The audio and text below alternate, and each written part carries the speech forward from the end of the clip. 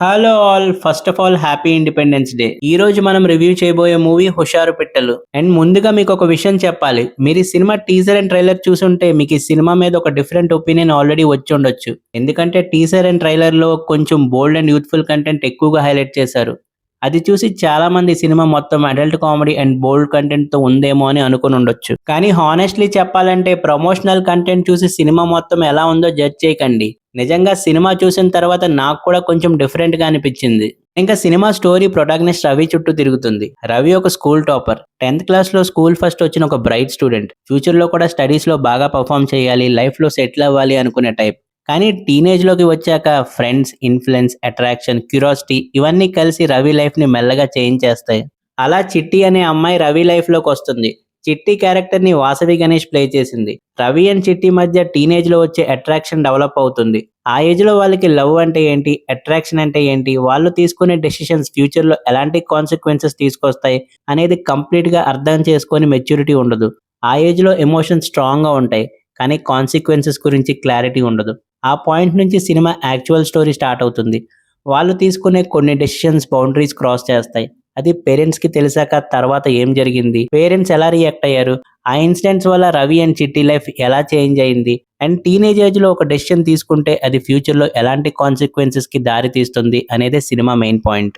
And ఇంకా first half basically youthful entertainer లా ఉంటుంది. Comedy, teenage, romance, youthful scenes, bold content ఇలా అన్ని మిక్స్ చేసి ఫస్ట్ హాఫ్ ని నడిపించారు. కానీ ఇక్కడ ఒక క్లారిఫికేషన్ ఇవ్వాలి. ట్రైలర్ అండ్ టీజర్ చూసి సినిమా మొత్తం బోల్డ్ కంటెంట్ తో ఉంటుంది అనుకుంటే అది కరెక్ట్ కాదు. బోల్డ్ కంటెంట్ చాలా లిమిటెడ్ పోర్షన్స్ లో ఉంటుంది. నా ఒపీనియన్ లో ఆ ఇనీషియల్ బోల్డ్ కంటెంట్ స్టోరీకి ఎస్టాబ్లిష్మెంట్ లాగా వర్క్ అవుతుంది. ఎందుకంటే సెకండ్ హాఫ్ లో సినిమా చెప్పాలనుకున్న మెసేజ్ కి ఆ ఎస్టాబ్లిష్మెంట్ ఇంపార్టెంట్. సినిమా ఫండమెంటల్ గా ఒక teenage love story, school age లో ఉన్న పిల్లలు అట్రాక్షన్ కి, లవ్ కి ఎలా ఫెయిల్ అవుతున్నారు అని. సినిమా ఫండమెంటల్ గా ఒక teenage love story, school age లో ఉన్న పిల్లలు అట్రాక్షన్ కి, లవ్ కి ఎలా పడుతున్నారు, వాళ్ళకి కంప్లీట్ అండర్స్టాండింగ్ లేకుండా డెసిషన్స్ తీసుకుంటే ఏం ప్రాబ్లమ్స్ వస్తాయి, ఆ డెసిషన్స్ వల్ల వాళ్ళే కాకుండా పేరెంట్స్కి కూడా ఎంత సఫరింగ్ ఉంటుంది, సినిమా ఆ యాంగిల్ని కూడా ఎక్స్ప్లోర్ చేస్తుంది. ఇంకో ఇంట్రెస్టింగ్ పాయింట్ ఏంటంటే ఈ మూవీ మొత్తం తెలంగాణ విలేజ్ బ్యాక్డ్రాప్ లో షూట్ చేశారు. తెలంగాణ స్లాంగ్ కూడా న్యాచురల్ గా యూజ్ చేశారు. సో ఓవరాల్ సెట్టింగ్ చాలా అథెంటిక్ గా అనిపించింది. ఫస్ట్ హాఫ్ లో కామెడీ, యూత్ఫుల్ ఎలిమెంట్స్ వల్ల యంగ్స్టర్స్ కి కనెక్ట్ అయ్యే ఛాన్సెస్ చాలా ఉన్నాయి. కానీ పర్సనల్ గా నాకు ఫస్ట్ హాఫ్ కొన్ని సీన్స్ రిపిటేటివ్ గా అనిపించాయి. Same type of youthful situations కొంచెం ఎక్కువసేపు కంటిన్యూ చేసినట్టు అనిపించింది. స్టిల్ యావరేజ్ గా అనిపించింది. అండ్ ఇంకా సెకండ్ హాఫ్ లో సినిమా కంప్లీట్ గా టోన్ చేంజ్ అవుతుంది. పేరెంట్స్ కి మ్యాటర్ తెలిసిన తర్వాత సినిమా ఎంటర్టైన్మెంట్ నుంచి ఎమోషనల్ సైడ్ కి షిఫ్ట్ అవుతుంది. యాక్చువల్లీ ఇక్కడ నాకు మూవీలో స్ట్రాంగెస్ట్ పోర్షన్స్ కనిపించాయి. ఎస్పెషల్లీ రవి ఫాదర్ అండ్ చిట్టి ఫాదర్ క్యారెక్టర్స్ చాలా రిలేటబుల్ గా అనిపిస్తాయి. వాళ్ళకి సిచ్యువేషన్ తెలిసిన తర్వాత పేరెంట్స్ గా వాళ్ళకు ఉండే పెయిన్, యాంగర్, హెల్ప్లెస్నెస్ అన్ని రీజనబుల్ గా చూపించారు. కొన్ని ఎమోషనల్ సీన్స్ జెన్యున్లీ హార్ట్ కి టచ్ అవుతాయి. ఎందుకంటే మూవీ యంగ్స్టర్స్ పర్స్పెక్టివ్ ఒకటే చూపించరు, పేరెంట్స్ పర్స్పెక్టివ్ కూడా చూపించారు. మన పేరెంట్స్ ఎలా ఫీల్ అవుతారు, మన చెల్లెను ఒక రాంగ్ డెసిషన్ తీసుకుంటే పేరెంట్స్ మీద ఆ ఇంపాక్ట్ ఎలా ఉంటుంది, ఆ ఎమోషనల్ యాంగిల్ బాగా వర్క్ అయింది. అండ్ ఇక్కడ సినిమా పోస్కో రిలేటెడ్ మెసేజ్ లోకి ఎంటర్ అవుతుంది. నార్మల్లీ మన సొసైటీలో కొన్ని టాపిక్స్ గురించి ఓపెన్ గా మాట్లాడడానికి చాలా మంది హెసిటేట్ అవుతారు. కానీ ఇలాంటి సెన్సిటివ్ టాపిక్స్ గురించి అవేర్నెస్ క్రియేట్ చేయడం ఇంపార్టెంట్. టీనేజర్స్ కి వాళ్ళ డెసిషన్స్ కి కాన్సిక్వెన్సెస్ ఉంటాయని అర్థం చేయడం ఇంపార్టెంట్. పేరెంట్స్ కూడా పిల్లలు ఏం చూస్తున్నారు, ఏం చేస్తున్నారు, వాళ్ళకి ఎలాంటి ఇన్ఫ్లుయెన్సెస్ వస్తున్నాయి అనే విషయం మీద కొంచెం అవేర్నెస్ ఉండాలి అనే పాయింట్ సినిమా ఇండైరెక్ట్ గా చెప్పింది. So message wise cinema intention నాకు నచ్చింది. కానీ ఎగ్జిక్యూషన్ పర్ఫెక్ట్ గా అని చెప్పలేం.